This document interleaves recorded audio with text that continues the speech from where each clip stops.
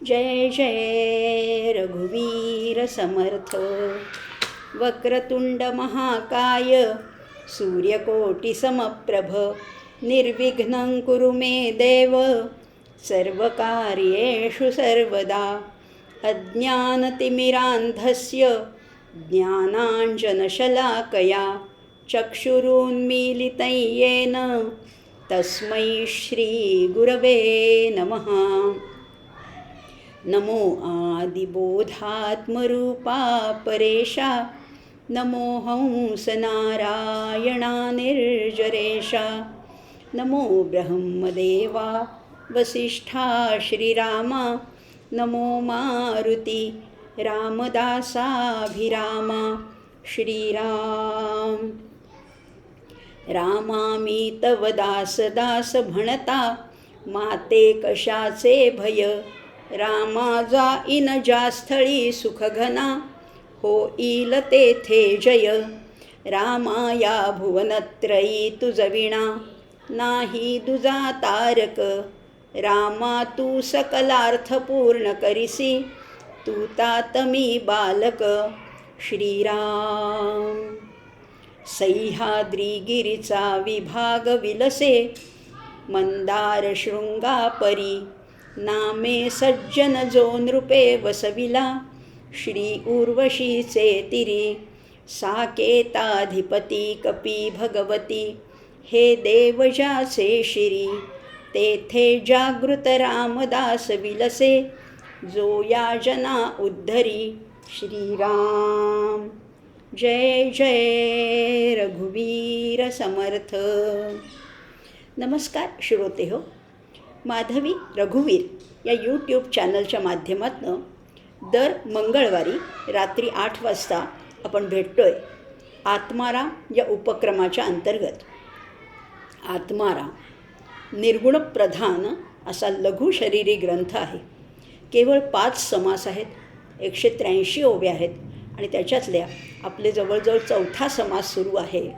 म्हणजे निम्म्याच्या वर आपला मार्ग आक्रमण झालेला आहे. आणि त्याच्यातल्या 4थ्या समासातल्या 16 ओव्या पाहिल्या होत्या. या समासाचं नाव आहे साधन निरूपण. आणि या साधन निरूपणामध्ये म्हणजे पहिला त्याग निरूपण, माया निरूपण, ब्रह्म निरूपण असं करत करत आपल्याला तर या ब्रह्मप्राप्तीसाठी, या ब्रह्मसाक्षात्कारासाठी, या ब्रह्मज्ञान प्राप्त करून घेण्यासाठी काय साधन करायचं असा अर्थातच शिष्याला प्रश्न पडला. कारण अगदी सुरुवातीला समर्थ किंवा गुरु म्हणाले होते की तू सगळं नाशिवंत मला अर्पण कर म्हणजे तुला परमपद प्राप्त होईल. आता शिष्याचा प्रश्न अगदी मार्मिक आहे आणि अगदी योग्य आहे, उचित आहे. शिष्य विचारतोय की सगळं तुम्हाला दिलं, नाशिवंत सगळं मी तुम्हाला दिलं, तर माझ्याजवळ काही उरलं नाही. आता परत तुम्ही मला साधन नका करायला सांगू. कारण समर्थाने परत श्रवणाच्या माध्यमातून साधनं सांगायला सुरुवात केली. शिष्याचा प्रश्नही अतिशय योग्य आहे आणि आपल्याच मनातला आहे खरं म्हटलं तर. की आधी तुम्ही म्हणाल होतात नाशिवंत सगळं दिल्यानंतर मला ज्ञान होईल आणि आता तुम्ही म्हणताय की हे श्रवणाचं साधन कर. मग नक्की काय समजायचं. आता माझ्याकडे खरं म्हटलं तर काही म्हणजे काही उरलं नाही. पण समर्थ म्हणजे जसा शिष्य खटकेबाज आहे तसे समर्थ किंवा गुरुसुद्धा त्याच्या प्रश्नांना यथायोग्य उत्तर देत आहेत. आणि ते म्हणत आहेत की काही उरलं नाही. हे जे तू म्हणतोयस ना हे सुद्धा नाशिवंतातच येतं. काही उरलं नाही हा शब्दसुद्धा कशात येतो. कारण सगळे शब्द आहेत ना ते माईक आहेत, मायेच्या प्रांतात येतात. त्यामुळे ते काही उरलं नाही असं तू म्हणूच नकोस. कारण शब्द कसे आहेत आणि आता हेच आपण सुरुवातीला हा मुद्दा बघणार आहोत आणि हा अतिशय महत्त्वाचा आहे. त्यामुळे अगदी लक्ष देऊन हा समजावून घ्यायचा आहे मुद्दा. म्हणजे बघा शब्द कसे आहेत, शब्दाचं मूल्यही जाणून घेणार आहोत आणि शब्दांच्या मर्यादासुद्धा आपण जाणून घेणार आहोत. दोन्ही बाजू आहेत.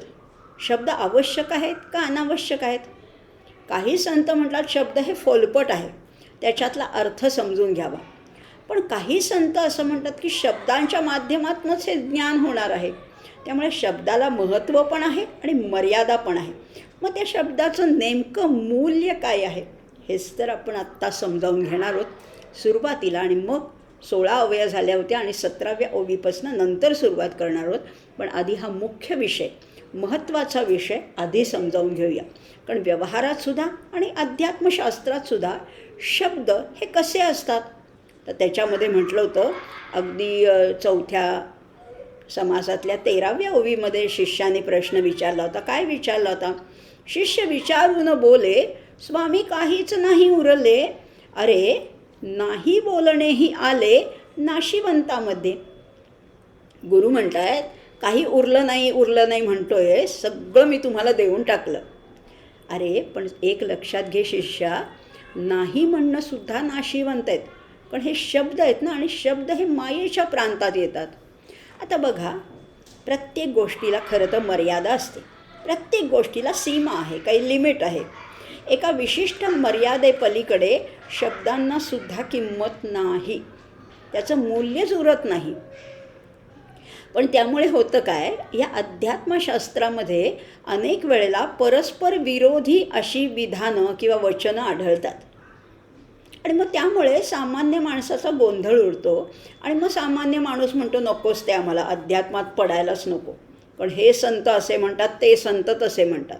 म्हणजे बघा, अगदी आपण थोडा हा विषय जरा सखोल समजावून घेऊया. आणि त्याच्यासाठी समर्थ म्हणायचे. बघा, आता ही 2 आपण परस्पर विरोधी वचनं अगदी तुमच्या परिचयाचीच सांगते. समर्थांच्या म्हणण्यानुसार, समर्थांच्या विचारानुसार समर्थ म्हणायचे की भिक्षा ही कामधेनू आहे, भिक्षा ही कल्पवल्ली आहे, असं समर्थ रामदासांचं म्हणणं आहे. आणि त्याच्याच उलट त्यांचेच समकालीन जे संत तुकाराम महाराज आहेत, जगद्गुरू संत श्रेष्ठ तुकाराम महाराज म्हणतात, भिक्षापात्र अवलंबणे जळो जिणे लाजिरवाणे. मग आता आम्ही समजायचं काय, भिक्षा चांगली का वाईट? अहो, दोन्ही विधानामध्ये विसंगती नाही आहे, तर त्या संदर्भानुसार त्याचा खरं तर अर्थ घ्यायचा आहे.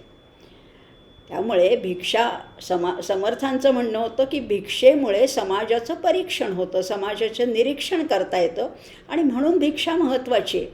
पण तुकाराम महाराज म्हणायचे की दुसऱ्याकडे लाचारीने मागणं हे मात्र लाजिरवाणं आहे. त्यामुळे संदर्भानुसार जसे अर्थ बदलतात तसाच आपण त्याचा अर्थ समजावून घ्यायचा आहे. बघा, आणखीन बघूया. शब्दांना मर्यादा असल्या तरी त्याचं महत्त्व काही नाकारता येणार नाही आहे. बघा, आद्य जगद्गुरू आद्य शंकराचार्य म्हणतात, शब्दजालम महारण्यम चित्तम भ्रमणकारणम. शब्दांचं जे जाळं आहे ना, ते एखाद्या महाअरण्यासारखं आहे. आणि तिथे एकदा माणूस अडकला ना की तो भरकटतच जातो. मग मूळ मुद्दा काय हे विसरूनच जातो. वेदांताच्या शब्दारण्यामध्ये एकदा शिरलं की माणूस भ्रमित होतो, दिशा दिसेनाशा होतात, आणि मग कळतच नाही मार्ग कुठे आहे, जायचं कुठे आहे, दिग्मूढ होऊन जातो. किंवा भगवद्गीतेमध्ये सुद्धा अर्जुनाला भगवंत म्हणतात, श्रुती प्रतिपन्ना ते यदा स्थास्यति निश्चला. अरे, अनेक शास्त्रांचं अध्ययन केल्यामुळे तुझी बुद्धी थोडीशी भ्रमित झालेली आहे. अर्जुन त्याने पुष्कळ ग्रंथाध्ययन केलेलं होतं, पुष्कळ अभ्यास होता. पण खूप अभ्यास झाला ना की आपल्याला थोडासा गोंधळ उडू शकतो. असं म्हणून इथे शंकराचार्य म्हणतात हे शब्दांचं अरण्य आहे. हे सगळं खरं असलं तरी शब्दांना मूल्य नाही आहे का? मग आहे ना. शब्दांचं मूल्य माऊलीने फार सुंदर शब्दामध्ये सांगितलेलं आहे. शब्दाची या आसकडी भेद नदीच्या दोन्ही थडी आरडत विरह वेडी बुद्धिबोधू. शब्दांचं महत्त्व आहेच बरं का. ही भेदरूपी नदी आहे. 2 किनारे आहेत, 2 तीर आहेत तिला. एक आहे बुद्धी आणि एक आहे बोध. आणि मग या भेद नदीच्या अलीकडच्या तीरावर आहे ती बुद्धी आहे आणि पलीकडच्या तीरावर आहे तो बोध आहे. आणि हे 2 कसे आहेत? तर जसे चक्रवाक पक्षी आहेत ना, चक्रवाक पक्षी वियोगे वाहती झाले मज प्रती तैसे आता. हे चक्रवाक पक्षी काय असतात? रात्री ते विरह व्यथेनी ओरडतात, आर्ततेनी ओरडत असतात. जेव्हा सूर्य उगवतो तेव्हा त्यांची जेव्हा भेट होते तेव्हा असं म्हटलेलं आहे, तेव्हा त्यांना आनंद होतो. तोपर्यंत ते विरहानी आक्रंदत असतात. चक्रवाक सदा चक्रवाकासी मार्तंड जैसा उडी घालितो संकटी स्वामी तैसा. असं म्हटलेलं आहे. तसेच हे चक्रवाक पक्षाप्रमाणे बुद्धी आणि बोध याचा काही संबंधच राहत नाही, त्यांच्यामध्ये विरह होतो. या रूपकातनं असं सुचवायचं आहे की वेदांतशास्त्रातले शब्द जर का समजावून घेता आले नाहीत तर बुद्धी आणि बोध यांच्यामधला भेद तसाच राहतो. परंतु जर का, लक्षात घ्या, दोन्ही आहेत. सामान्य माणसांना ते शब्दांचं आकलन होत नाही, त्यामुळे ते शब्द समजावून घेता येत नाही, त्यामुळे त्यांना बोध होत नाही. पण जर का या संतांना, या विचारवंतांना, या थोर महात्म्यांना त्यांची बुद्धी कशी होते, ती बोधमय झाली, तर त्यांच्यातला विरह संपतो, शब्दही संपून जातात आणि मग बुद्धी आणि बोध यांची भेट होते आणि मग बुद्धीच्या पातळीवर त्या ज्ञानाचं आकलन होतं, त्या शब्दांचं आकलन होतं. आणि मग आकलन झाल्यानंतर आणखीन एक गोष्ट अशी होते की शब्दांची आवश्यकताच उरत नाही. मग तिथे मात्र शब्द फोल ठरतात. शब्दा वाचून कळले सारे, शब्दांच्या पलीकडले अशी अवस्था होते. आणि मग पण तरी माऊली म्हणतात की शब्द आवश्यकच आहे, शब्दांशिवाय बोध तरी कसा होणार. त्यामुळे जर का या दोन्हीचा बॅलन्स सांभाळायचा असला तर बुद्धीला बोधही व्हायला पाहिजे. लक्षात घ्या, बुद्धीला बोध व्हायला पाहिजे आणि शब्दांच्या अरण्यात सुद्धा अडकायचं नाही. किती अवघड आहे ना, कसरत वाटते ना. बोधही झाला पाहिजे पण शब्दांच्या जंजाळात अडकायचं नाही आहे. तसंच आता बघा ना, तशीच अनेक परस्पर विरोधी वचन आहे. उपनिषद सांगतं, नायमात्मा प्रवचनेन लभ्यः न मेधया न बहुधा श्रुतेन. हे आत्मज्ञान आहे ना, ते प्रवचनाने लाभत नाही. पुष्कळ तुमच्याकडे बुद्धी आहे, पुष्कळ पदव्या आहेत, पुष्कळ ग्रंथ पठण केलेलं आहे, पुष्कळ गोष्टी मुखोद्गत आहेत, म्हणून आत्मज्ञान होईल का? नाही, त्यांनी आत्मज्ञान होतच नाही. पण गंमत अशी आहे की त्याच उपनिषदात पुढे असंही म्हटलेलं आहे, स्वाध्याय प्रवचनाभ्याम न प्रमादितव्यम. काही झालं तरी स्वाध्याय आणि प्रवचन सोडू नका. अरे इच्छा, मग एकदा तुम्ही म्हटलाय स्वाध्याय प्रवचनाचा काही उपयोग नाही किंवा त्यांनी आत्मज्ञान होत नाही, पण दुसरीकडे लगेचच म्हणतायत की स्वाध्याय आणि प्रवचन कधीही सोडायचं नाही बरं का. मग एकीकडे म्हणजे बघा ना, मग आम्हाला कळतच नाही. त्यामुळे आमची थोडीशी गफलत होते की शब्दांची, स्वाध्यायाची, प्रवचनाची मदत घेतल्याशिवाय आत्मज्ञान होणार नाही आणि केवळ त्यानेसुद्धा होणार नाही. एक श्रुती तर असं सांगते, न तत्र वाग गच्छती न मनो. अहो, त्या आत्मज्ञानापर्यंत वाणी पोचूच शकत नाही, मनही पोचू शकत नाही. मग आता ज्या ठिकाणी मन, बुद्धी, वाणी पोचू शकत नाही, ते कसं आहे आत्मज्ञान? अवाङ्मनस गोचर. वाणी, मन, इंद्रिय काहीही तिथे पोचत नाही.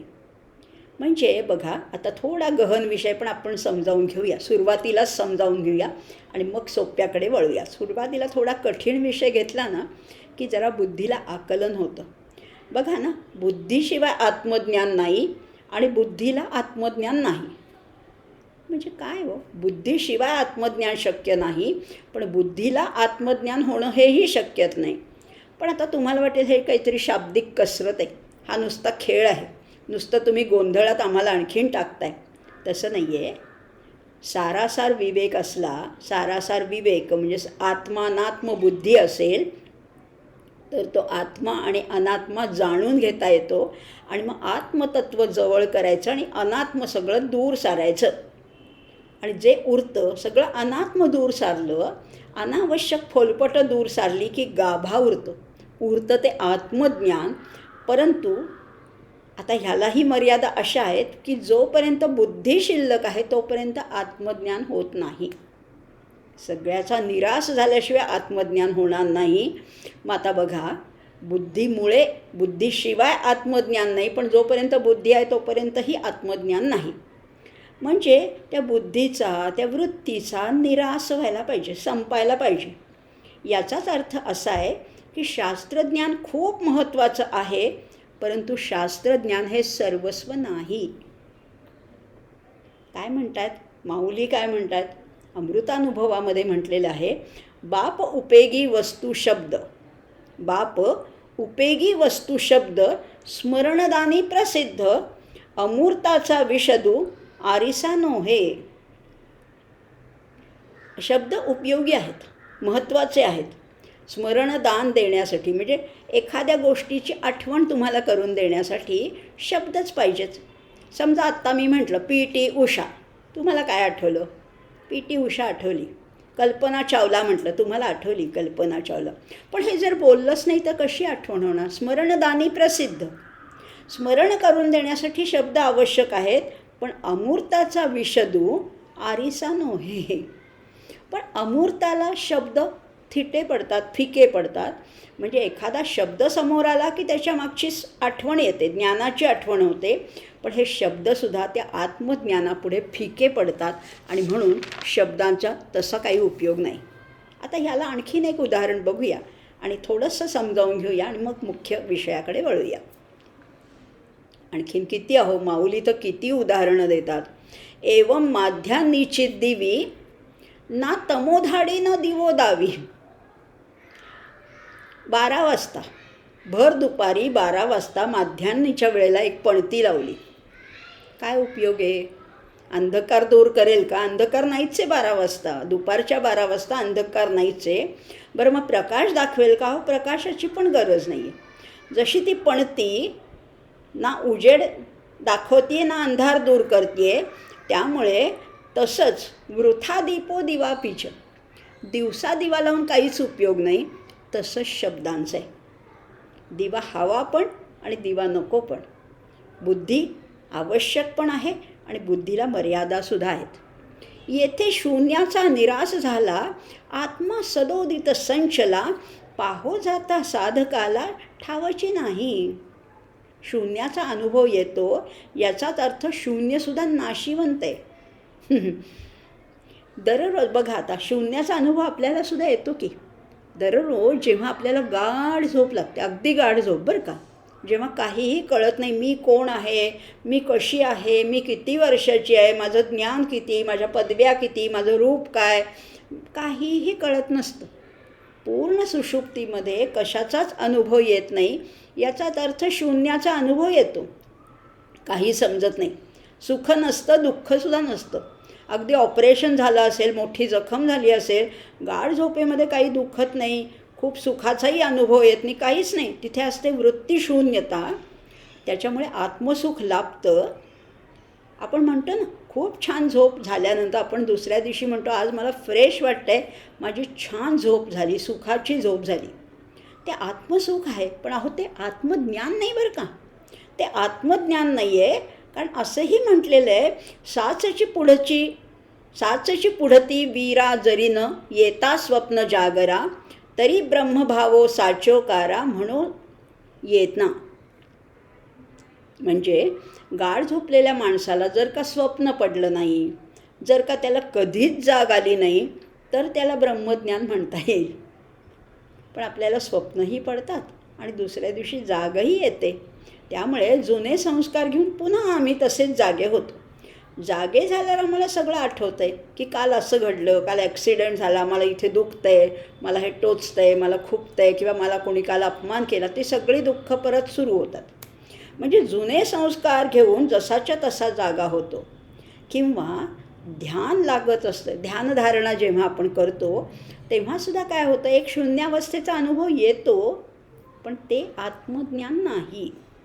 इकडे दृश्य तिकडे देव, मध्ये शून्यत्वाचा ठाव, तया प्राणी मंदबुद्धिस्तव ब्रह्म म्हणे. इथे दृश्य आहे, अलीकडे सगळं दृश्य, आम्ही सगळे दृश्यात वावरतोय. पलीकडे देव आहे, मध्ये काय आहे, शून्यत्वाचा अनुभव येतो.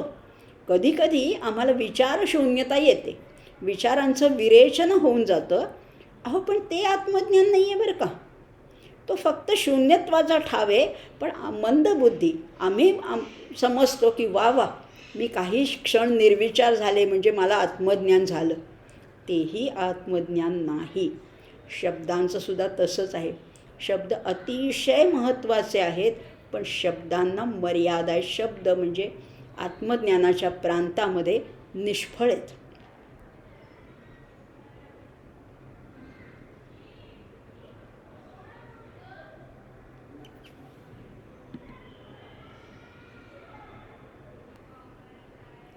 पुढे समर्थ म्हणतायत 16व्या ओवीमध्ये, अभिन्न ज्ञाता तोची मान्य, साधक साध्य होता धन्य, वेगळेपणे वृत्तीशून्य पावती प्राणी. हा जो अभिन्न ज्ञाता आहे, अभिन्न ज्ञाता हाही नवीन शब्द आहे बरं का. ज्ञाता, ज्ञेय आणि ज्ञान ही आहे त्रिपुटी. ही आहे त्रिपुटी. म्हणजे मी ज्ञात आहे, मला एखादी वस्तू जाणून घ्यायची, या लॅपटॉपबद्दल, या मोबाईलबद्दल, त्या पुस्तकाबद्दल, त्या वस्तूबद्दल मला जाणून घ्यायचं आहे. मी वेगळा, वस्तू वेगळी, व्यक्ती वेगळी, पदार्थ वेगळे, मोबाईल वेगळा. मला ज्ञान झालं तरी मी त्या ज्ञेयापेक्षा मी भिन्न आहे. म्हणजे भौतिक गोष्टीमध्ये ज्ञाता हा भिन्न असतो, पण अध्यात्मामध्ये ज्ञाता हा अभिन्न आहे. अभिन्न ज्ञाता असं त्याचं वर्णन केलेलं आहे. म्हणजे त्रिपुटीरहित ज्याला ज्ञानाचा अनुभव आलेला जो सिद्ध पुरुष आहे त्याला अभिन्न ज्ञाता असं म्हटलेलं आहे. ज्ञाता मी आहे, ज्ञेय हे भिन्न आहे. ज्ञात्यापेक्षा ज्ञेय भिन्न आहे. परंतु जो जीवरूप मी आहे त्यातील चिदाभास हा कूटस्थ चैतन्यामध्ये एकरूप होऊन जातो. त्यावेळी ज्ञाता हा ज्ञेयामध्ये विरून जातो. म्हणजेच तो अभिन्न ज्ञाता होतो. त्याला त्याची जाणीवसुद्धा नसते. काय झालं ते समजत नाही, परंतु जे व्हायला पाहिजे ते होऊन जातं आणि ह्यालाच म्हटलेलं आहे साक्षात्कार. इथपर्यंत आपण मागच्या भागात आलो होतो. आता आजच्या नवीन ओव्या बघणार आहोत. काय म्हटलेलं आहे? 17वी ओवी अशी आहे, वेगळेपणे पाहो जाता, मोक्ष न जोडे सर्वथा, आत्मा ही दिससा नाही मता, वरपडे होती प्राणी. मोक्ष, मोक्ष काय? मोक्ष न जोडे सर्वथा. मोक्ष हा शब्द कसा आहे? सापेक्ष आहे. दुसऱ्या गोष्टीवर तो अवलंबून आहे. म्हणजे आज आम्ही पराधीन आहोत, आज आम्ही बंधनात आहोत, त्याच्या उलट मोक्ष आहे. बंधन आणि मोक्ष याच्यामध्ये पूर्णपणे फरक आहे बरं का, पूर्णच अंतर आहे. बंधनामध्ये कसं आहे? अल्पज्ञान आहे, अल्पजीवन आहे आणि आनंदही अल्प आहे. तर मोक्षामध्ये अनंत ज्ञान, अनंत जीवन आणि अनंत आनंद आहे. बंधनामध्ये आयास आहे, प्रयास आहे, अभ्यास आहे, हव्यास आहे आणि ध्यास आहे. पण मोक्षामध्ये यापैकी काहीही नाही. तिथे आहे ती सहजता, सहज स्वभाव, स्वरूपाचा आनंद तिथे आहे. बंधनामध्ये नाशिवंतपणा आहे, अपूर्णता आहे, अनेकपणा आहे, नानात्व आहे. पण मोक्षामध्ये अविनाशी तत्व आहे, संपूर्णपणा आहे आणि एकपणाचा अनुभव आहे. बंधनामध्ये जागृती, स्वप्न, सुषुप्ती या तिन्हीची प्रचिती येते. पण मोक्षामध्ये या तिन्ही अवस्थांच्या पलीकडे तुर्यावस्था आहे आणि त्या तुर्यावस्थेचा सुद्धा लोप होतो मोक्षामध्ये. त्यामुळे तोही जिरून जातो. बंधनामध्ये देश आहे, काल आहे, वस्तू आहे, याच्या चौकटीतच ज्ञानाची प्राप्ती होते. तर मोक्षामध्ये या सगळ्यांचा लोप होऊन अनंताचं अनंत ज्ञान प्राप्त होतं. बंधनामध्ये स्वतःच्या शिवाय इतरांचं सगळ्यांचं ज्ञान होतं आणि मोक्षामध्ये मात्र स्वतःचं साक्षात ज्ञान होतं, स्वची अनुभूती येते. बंधनामध्ये स्थूल आणि दृश्य वस्तूचं ज्ञान होतं, पण मोक्षामध्ये सूक्ष्म अदृश्य वस्तूंचं ज्ञान होतं. हाच तर फरक आहे बंधन आणि मोक्ष याच्यामध्ये. बघा ना, इंद्रिय, मन, बुद्धी आपापल्या क्षेत्रामध्ये उत्तम कामगिरी करत असतात. त्यांच्या सामर्थ्याचाही प्रत्यय येत असतो. इंद्रिय किती सामर्थ्यशाली आहेत. डोळे कितीतरी बारीक अगदी सूक्ष्म वस्तूसुद्धा टिपतात. लहान सहान गोष्टींचंसुद्धा ज्ञान डोळ्याला आहे. कानालासुद्धा सूक्ष्मातला सूक्ष्म आवाजसुद्धा ऐकू येतो. म्हणजे इंद्रिय सामर्थ्यशाली आहेत, मनाची तर भरारी आहे, बुद्धीची आहे. हे सगळे आपापल्या क्षेत्रात उत्तम काम करतात. पण आत्मवस्तूचं जे क्षेत्र आहे ते त्यांच्या कक्षेच्या पूर्ण पलीकडे असल्यामुळे तिथे मात्र ती लटकी पडतात. आत्मा अतींद्रिय असल्यामुळे इंद्रियांना त्यांचा अनुभव घेताच येत नाही.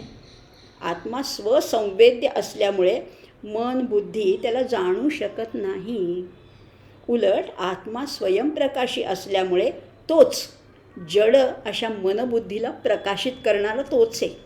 मनाला चैतन्य देणारा, बुद्धीमध्ये प्रकाश पाडणाराही तोच आहे. आणि म्हणूनच दृश्य वस्तूंचं ज्ञान करून देण्यासाठी जी इंद्रिय, मन, बुद्धी समर्थ असतात ती साधनं आत्मवस्तूचं ज्ञान करून देण्यासाठी जेव्हा सरसावतात ना, तेव्हा त्यांना आत्मा काही दिसत नाही, आत्म्याचा अनुभव येत नाही. त्यातून मग काय होतं? आत्मा नाहीच आहे असं एक मत तयार होतं आणि त्याचं परिवर्तन शून्यवादामध्ये होतं. बौद्धांचा जो शून्यवाद आहे तो ह्याच्यातूनच निर्माण झाला, कारण आत्म्याची अनुभूती येत नाही म्हणून आत्मा नाहीच असा एक शून्यवाद तयार होऊ शकतो. आणि खरं सांगू का, शून्यवाद आणि संशयवाद ही भावंडं जी आहेत ती आत्मवादाची हानी करणारी आहेत आणि म्हणून त्याच्याही पलीकडे जायचे. पण गुरु आहेत ना आपल्या पाठीशी, आपले समर्थ आहेत आणि समर्थांचे जे गुरु आहेत प्रभू रामचंद्र आहेत आपल्या पाठीशी.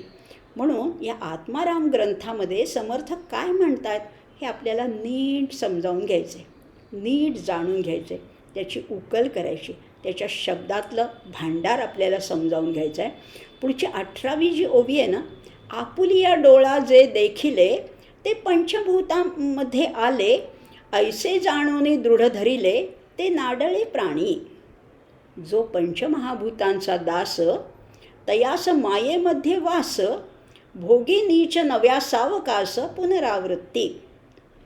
18 आणि 19 ओवी बघणार होतो आपण. आपल्या डोळ्यांना जे जे दिसतं ते सगळं पंचमहाभूतांमध्ये येतं. त्या पंचमहाभूतात्मक देहाला जे घट्ट धरून बसतात ते नेमके फसतात. जो दृश्याचा ताबेदार असतो त्याला मायेच्याच राज्यात राहावं लागतं. तिथे त्याला संथपणे नित्य नव्या जन्म घेणं भोगावंच लागतं. पुन्हा पुनरावृत्ती, पुन्हा जन्ममृत्यूच्या फेऱ्यात त्याला अडकावं लागतं. आत्मा दिसत नाही म्हणून तो नाही असं नाही आहे, हे म्हणणंच बरोबर नाही आहे. आपली इंद्रिय आणि हा सगळा दृश्य पसारा हे सगळं पंचमहाभूतांपासून झालेलं आहे. झाडं, वेली, पशु, पक्षी, डोंगर, दर्या, तुम्ही, मी सगळे पंचमहाभूतांपासून झालेलं आहोत. पण आत्मा या पंचमहाभूतांना ओलांडून पलीकडे आहे. ज्याची दृष्टी या इंद्रियांच्या पलीकडे जात नाही त्यांना आत्मदर्शन कसं काय शक्य होईल बरं? शक्यच नाही आहे. आणि जे पंचमहाभूतामध्ये अडकतात ते नेमके फसतात. खरं सुख कुठे आहे? खरं सुख आत्म्यामध्येच आहे. पण ह्या आत्म्याची आम्हाला झाली विस्मृती. या आत्मविस्मृतीमुळे जीव ते दृश्य, जीव ते जे आत्मसुख आहे, आत्मज्ञान आहे ते दृश्य वस्तूमध्ये शोधायला लागतो. आत्मा कुठे आहे? आम्ही बाहेर सगळं शोधत बसतो आणि मग हे करत असताना तो दृश्याचा अगदी गुलाम होऊन जातो, दास होऊन जातो. आणि अशा वृत्तीलाच म्हटलं आहे वासना. आणि वासना हे मायेचंच आपल्या अनुभवाला येणारं रूप आहे. वासना ही मायाच आहे आणि वासनेमुळेच पुन्हा पुन्हा जन्ममरण घ्यावे लागतात. आणि म्हणून या वासनेच्या पलीकडे जायचे. वासनेच्या संगे पुन्हा जन्म घेणे असं म्हटलेलं आहे. आता हा उपनिषदाने तर या आत्म्याचं वर्णन अवाङ्मनसो गोचर असं केलेलं आहे. वाणी, मन, बुद्धी, इंद्रियाच्या सगळ्याच्या पलीकडे. इंद्रिय ही त्याच्या अलीकडच्या प्रांतात आहे, पलीकडे तो आत्मा आहे. अहो एवढंच कशाला, सूर्य, चंद्र, तारका, वीज, विद्युत, अग्नी हे सगळे या आत्म्याच्या प्रकाशामुळेच तळपत आहेत. न तत्र सूर्यो भाती न चंद्र तारकम नेमा विद्युतो भाती कुतोयम अग्निः तमेव भांतम अनुभाती सर्वम तस्य भासा सर्वमिदम विभाती असं म्हटलेलं आहे. सूर्यचंद्राचा प्रकाश आहे ना तो सुद्धा त्यांनी पुरवलेला आहे, आत्म्याने दिलेला आहे. पण आम्हाला हे कळत नाही, आम्ही अलीकडेच वावरतोय. पंचमहाभूतात्मक गोष्टीमध्ये सुख आहे अशी एकदा धारणा बनली ना की त्याचंच आकर्षण वाटायला लागतं, त्याच्यातच अडकत राहतो. आणि मग अशी जी व्यक्ती आहे ती त्या पंचमहाभूतांचा दास बनून जाते. त्याच्यात तो रमून जातो, त्याच्यात तो रंगून जातो. त्या पलीकडे काही आहे ते जाणून घ्यावं अशी त्याला ओढसुद्धा राहत नाही. आणि मग त्यामुळे काय होतं, खऱ्या सुखाची प्राप्तीच होत नाही. मात्र वासना वाढत जातात आणि मग तो साधक त्या जन्ममरणाच्या फेऱ्यामध्ये अडकून राहतो. जन्म घेणे लागे वासनेच्या संगे, असं तुकाराम महाराजांनी सांगितलं आहे. वासना ह्या टिकून राहतात. त्या पुढच्या जन्मी त्या वासनेच्या अनुसार नवीन देह मिळत राहतो आणि त्याच्यात त्या फेऱ्यामध्ये तो अडकत राहतो. पुनरपि जननम पुनरपि मरणम पुनरपि जननी जठरे शयनम, अशी त्याची अवस्था होते. आता हे सगळं गुरु सांगतायत. पण शिष्य कसा आहे? शिष्य हुशार आहे बरं का, चतुर आहे. शिष्य म्हणतोय, काय म्हणतोय बघूया. 20 आणि 21वी ओवी काय सांगते. तो शिष्य विनंती केली म्हणे, आशंका उद्भवली पंचभूतांची सेवा केली बहुतेकी. सकळ सृष्टीमध्ये जन साधू संत आणि सज्जन, करीती भूतांचे भजन धातू पाषाण मूर्ती. काय म्हणतोय शिष्य? हे स्वामींनी सगळं सांगितलं, पंचमहाभूतांचे दास कोण कोण होतात वगैरे, आणि त्याच्या पलीकडे तो आत्मा आहे. आत्मज्ञान असेल तर ह्याच्या पलीकडे जायला पाहिजे. हे स्वामींचं बोलणं ऐकलं, पण शिष्याला शंका आली. त्यांनी आशंका घेतली आहे. त्यांनी विचारलं की अहो, बहुतेक सगळेच लोक पंचमहाभूतांचीच तर पूजा करतात, आणि जगामध्ये सगळ्या समाजातली सामान्य माणसं म्हणा किंवा अगदी मोठाले साधू संत महानुभाव हे सुद्धा त्या पंचमहाभूतात्मक अशा धातूच्या म्हणा पाषाणाच्या मूर्तीचीच तर सेवा करतात, उपासना करतात. त्या मूर्तीचीच तर उपासना करतात. तेव्हा मग त्या धातूच्या, त्या मातीच्या, त्या पाषाणाच्या विठ्ठल मूर्तीची उपासना करणारे हे जे थोर थोर संत होऊन गेले, ते काही अज्ञानी आहेत का? शिष्य बघा किती चतुर आहे, लक्षपूर्वक ऐकतोय आणि शंकाही अतिशय योग्य घेतोय. मग हे सगळे धातूची उपासना करणारे, धातूच्या मूर्तीची उपासना करणारे, त्यांना तुम्ही अज्ञानी म्हणणार का? मग त्यांनासुद्धा पंचमहाभूताचे दासच म्हणायला पाहिजे ना. आणि सगुण उपासना करणाऱ्यांना नेमकं मिळतं तरी काय? लौकिकामध्ये ज्या गोष्टींचं महत्त्व आम्हाला वाटतं, प्रापंचिकांना वाटतं, अशा सत्ता, संपत्ती, प्रतिष्ठा, यश, कीर्ती हे त्यांना मिळते का हो? असा प्रश्न आहे शिष्याचा. आणि जर तसं काही मिळत नसेल तर त्या अभावाने त्यांना परमार्थाला जोर चढतो का? जर मिळालं नाही तर ते अभाव होतं ना. सत्ता नाही आहे, संपत्ती नाही आहे, प्रतिष्ठा नाही आहे, मग त्यांना आणखीन परमार्थ त्यांचा वाढीला लागतो का? वृद्धिंगत होतो का? किंवा उलट समजा झालं, भौतिक गोष्टीची प्राप्ती झाली, श्रीमंती आली, तर म्हणून त्यांच्या भक्तीला किंवा परमार्थ द्विगुणित होतो का? काहीतरी एक सांगा बरं, नक्की सांगा.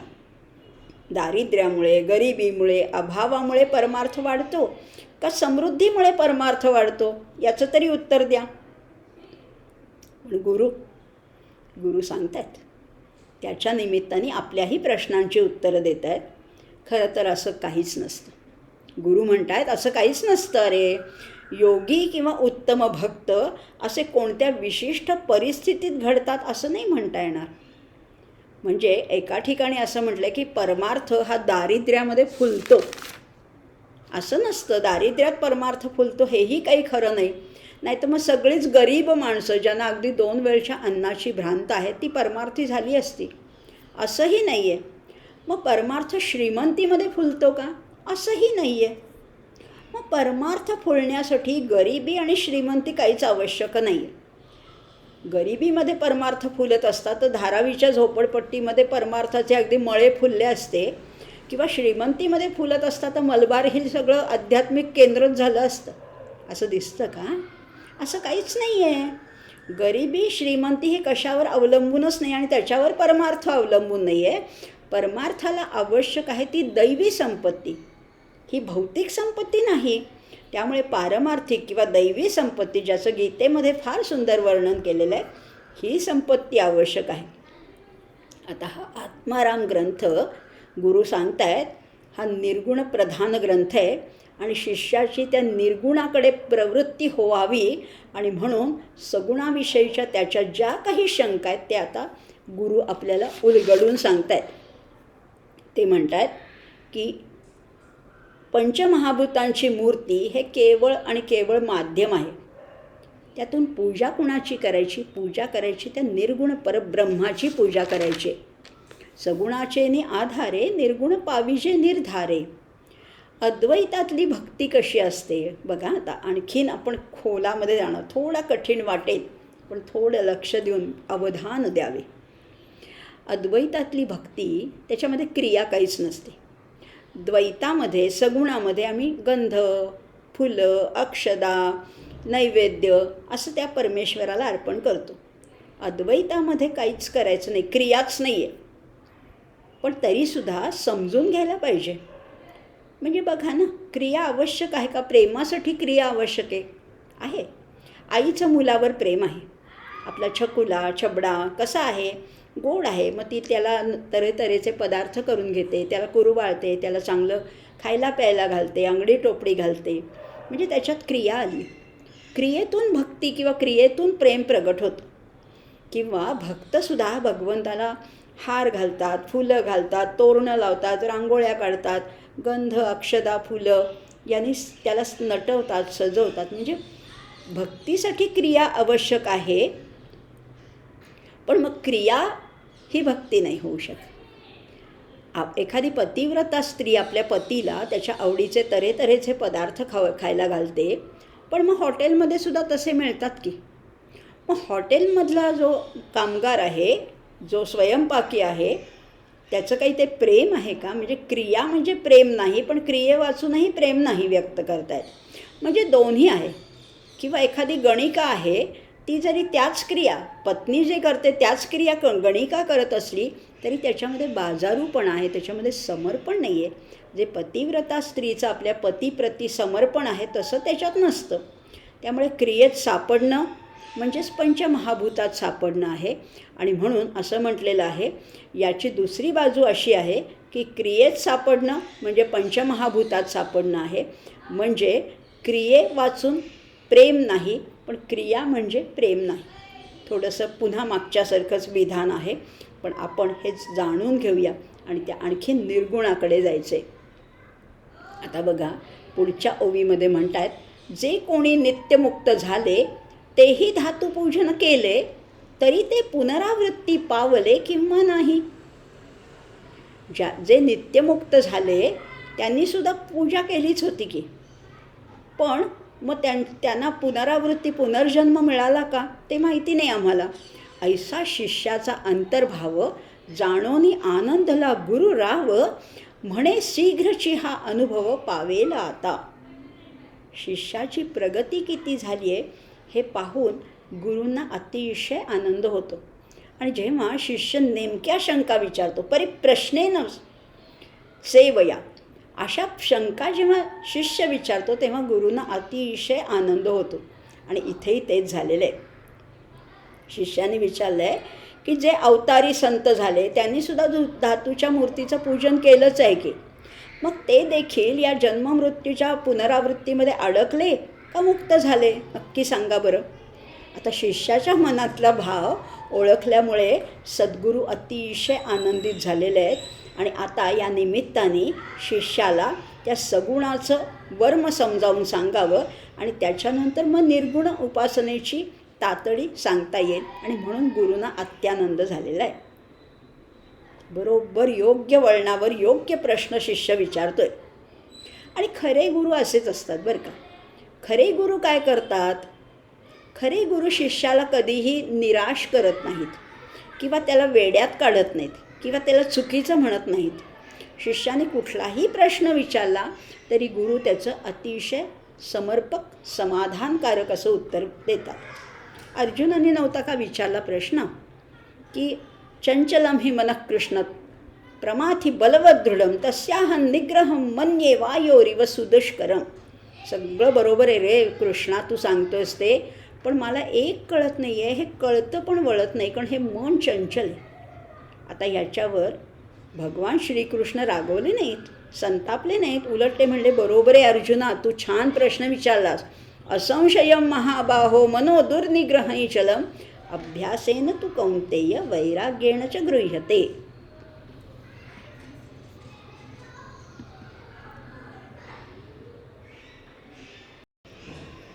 अशा प्रकारे शिष्याचा प्रश्न ऐकून गुरूंना अतिशय आनंद झाला. आणि त्यांनी सांगितलं, जो दृश्यामध्ये रमतो त्याला ते जन्ममरणाचं चक्र पाठीमागे लागतं. हे खरं आहे का? मग मूर्तीपूजा करणाऱ्या संतांचं नेमकं काय होतं? हे ऐकून गुरु प्रसन्न झाले आणि ते म्हणाले की सगुणाच्या माध्यमातून निर्गुणापर्यंत पोचायचं आहे. म्हणजे केला मातीचा पशुपती, पशुपती नव्हे माती, शिवपूजा शिवासी पावे, माती माती माझी सामावे. गुरुने हे उत्तर दिलेलं आहे की धातूची पूजा केली तरी ही पूजा धातूला किंवा मातीपर्यंत पोचत नाही, ती त्याच्या पलीकडे जाते. किंवा केली काशाची जगदंबा परी कासे नव्हे आंबा. काशाच्या धातूची जगदंबेची देवीची मूर्ती केली, परंतु कासं म्हणजे जगदंबा नाही आहे, त्याच्या पलीकडे जायचे. सामान्य जन असतात ना, प्रापंचिक जे असतात ते मूर्तीमध्ये रमतात, संत मात्र त्याच्यात रमत नाहीत. ते केवळ आलंबन म्हणून त्या मूर्तीकडे बघत असतात. खरा देव त्याच्या पलीकडे आहे. किंवा समर्थांच्या भाषेत थोरला देव, समर्थ त्याला थोरला देव म्हणतात, तो सगळीकडे आहे. तो जसा सुंदरामध्ये आहे तसाच कुरूपामध्ये सुद्धा तोच आहे. तो जसा शांत आहे तसा रौद्रही आहे. तो भीती हरण करणारा आहे आणि भीती दाखवणारा सुद्धा तोच आहे. तो भयकृत आहे आणि भयनाशना. विष्णू सहस्रनामामध्ये फार सुंदर आले, भयकृत भयनाशना. भय दाखवतोही आणि भय नाहीसाही करतो. तो ओंगळात सुद्धा आहे, तो भयानकात आहे, तो सौंदर्यात तर आहेच आहे. तो कशात नाही आहे. तो बालात आहे, तो तरुणात आहे, तो प्रौढात आहे, तो वृद्धात आहे. तो सगळीकडे ओतप्रोत भरलेला आहे, तो संचल आहे.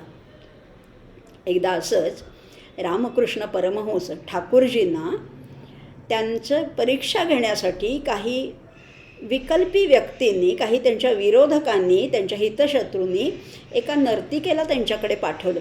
अगदी नटून थटून सजून धजून ती विभ्रम करत ती त्यांच्याकडे गेली. तेव्हा त्यांनी काय केलं असेल? त्यांनी तिला वंदन केलं आणि ते म्हणाले, माते, आत्ताच तर मी मंदिरात जाऊन आलो, तिथे तुझं वेगळं रूप होतं आणि आता तुला मला ह्या स्वरूपात दर्शन द्यावंसं वाटलं का? माते, तुला मी वंदन करतो. या रूपामध्ये सुद्धा मला माझी कालीमाताच दिसते. आता बघा, शिष्याने प्रश्न विचारताना थोडा खोचकपणा दाखवला होता, तरी गुरूंना अतिशय आनंद झाला. आता ह्याच्या बुद्धीची योग्यता इतकी झालेली आहे की आता अनुभव यायला वेळ नाही लागणार. हा आता लवकरच सिद्ध पदापर्यंत पोचेल अशी गुरूंना खात्री वाटायला लागली, विश्वास वाटायला लागला आणि म्हणून गुरु आनंदित झालेले आहेत. पुढे आता 24व्या ओवीमध्ये काय म्हणतात गुरु बघूया. ऐसे विचारुनी या मनी कृपादृष्टी न्याहाळुनी शिष्याप्रती सुवचनी स्वामी बोलते झाले. प्राणी देह सोडून जाती परी वासनात्मक शरीरे उरती तेणे पुनरावृत्ती भोगिती वासना उरलिया. काय बघा, किती सुंदर वर्णन आहे आणि आपल्या डोळ्यासमोर हे शब्दचित्र उभं राहतं. ऐसे विचारून या मनी कृपादृष्टी न्याहाळुनी. गुरु काय करतायत? गुरुनी आपल्या शिष्याकडे अतिशय प्रेमाने आधी पाहिलं आणि त्याच्यानंतर मधुर वाणीने ते बोलायला लागले. काय म्हणतायत? प्राणी देह सोडून जाती. गुरु कुठल्याही शिष्याच्या शंकेचा उपहास करत नाही आहेत, उपमर्द करत नाही आहेत. उलट आपल्या प्रेमळ दृष्टीने त्याला आश्वासन देत आहेत, त्याला दिलासा देत आहेत. आपल्या दृष्टीने म्हणा, स्पर्शाने म्हणा, शब्दाने म्हणा, त्याच्या संशयाचं पूर्ण निरसन करतात आणि आपल्याजवळचं जे ज्ञान आहे ना, ते शिष्याच्या अंतःकरणामध्ये संक्रमित करतायत. या हृदयीचे त्या हृदयी घालतायत ते. बघा, ते म्हणतायत, प्राण्याचा जीव कसा आहे? स्थूल देह सोडून जरी जात असला तरी तो त्याच्या सूक्ष्म देहाने जिवंतच असतो. प्राणी सोडतात काय, तर हे पंचमहाभूतिक शरीर इथे सोडून जातात. कुठलाही प्राणी, अगदी वाघ सिंह असो, कुत्रा मांजर असो, गाय बैल असो किंवा माणूस असो, स्थूल देह इथे सोडून जातात. पण सूक्ष्म देहाने ते जिवंत असतातच. त्यांच्यात त्या वासना ज्या उरल्या आहेत किंवा शेवटच्या क्षणी ज्या वासना असतात, त्यामुळे त्या जीवाला पुन्हा पुन्हा जन्म घ्यावे लागतात. माणसाचा स्थूल देह त्याच्या सूक्ष्म देहातच सापडतो. एखाद्या मोठ्या गोष्टीची रिप्लिका असावी ना, छोटं मॉडेल असावं ना, तसं ह्या स्थूल देह जरी गेला तरी सूक्ष्म देहाच्या रूपाने तो माणूस असतोच. आणि त्यामुळेच असं म्हणतात ना, आपल्याकडे असं म्हणतात की माणूस दिसतो कसा याच्यापेक्षा तो असतो कसा ह्याला महत्त्व आहे. हे अधिक महत्त्वाचं आहे. आणि म्हणून सूक्ष्म देहामध्ये वास करणाऱ्या वासनांची पूर्ती करण्यासाठी स्थूल देह निर्माण झालेला आहे. आणि तरीसुद्धा सगळ्या वासनांची तृप्ती होतच नाही.